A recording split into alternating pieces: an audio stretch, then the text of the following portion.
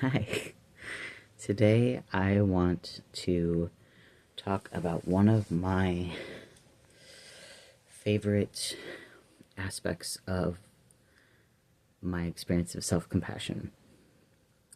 And before I get started on that, the visual description, I am a light skinned person wearing a black hoodie with white letters.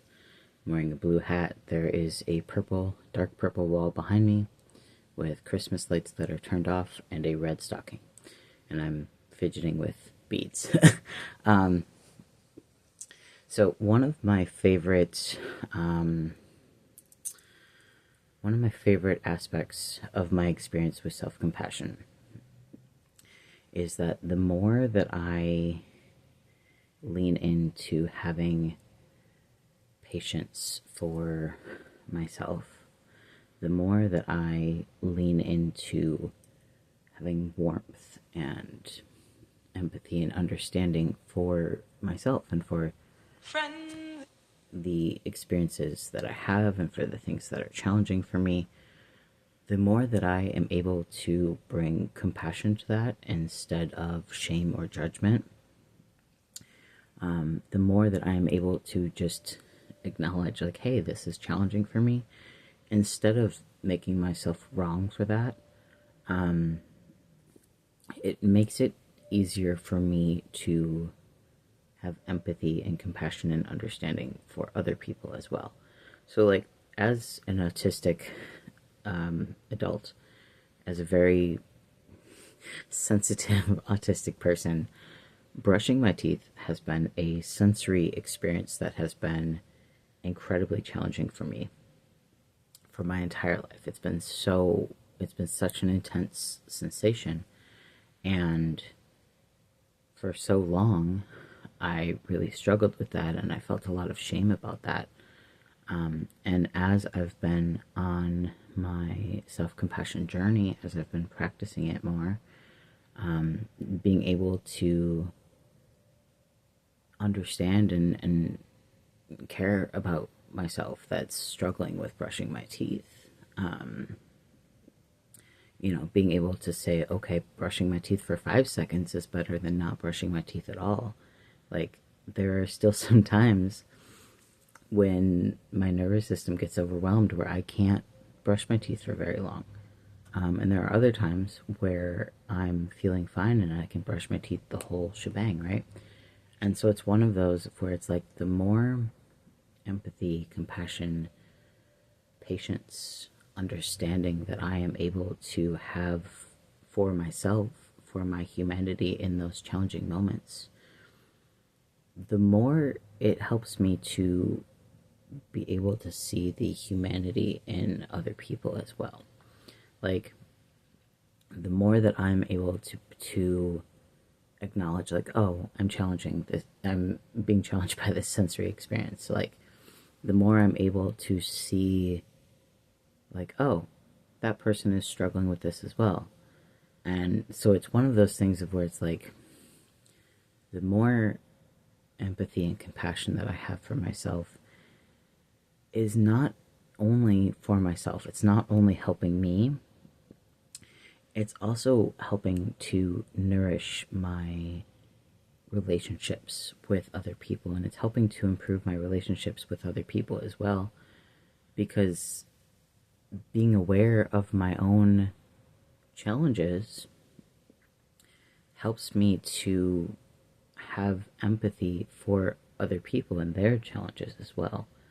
And the thing is that the more that I connect to myself, the more that I allow this warmth and patience and empathy for myself, the easier it gets to honor my boundaries as well. Because as I've released a lot of that shame, a lot of that guilt about having needs or about needing help, about needing to do things in a way that's not quite what other people expect, the more that I've accepted myself without and have been able to take a step away from that shame and guilt, the easier it is to see that, like, oh, my needs are important, and I get to be the one to respect my needs. And sometimes other people won't respect your needs, or they can't respect your needs. But the more that you connect to yourself with compassion, and the more that you are able to be with yourself, your true experience, your true needs, without making yourself wrong for them, the easier it gets. And this is not like a short-term solution, but the easier it gets to be able to honor your boundaries as well, which is another thing that does also help to improve relationships. Because the more that I'm able to understand, that, like, oh, I respond like this when I'm overstimulated, and I get, like, really frustrated like this when I have this sensory experience, is like, in some ways it takes out the, and this has been a gradual experience, but it takes out the sting of other people's reactions, because it's like being able to be aware of what's going on with me, being able to be aware of the needs that I'm experiencing, and that being able to meet them helps me to be able to see that in others as well. So it's like caring for myself, having patience and empathy for myself, and acceptance for myself.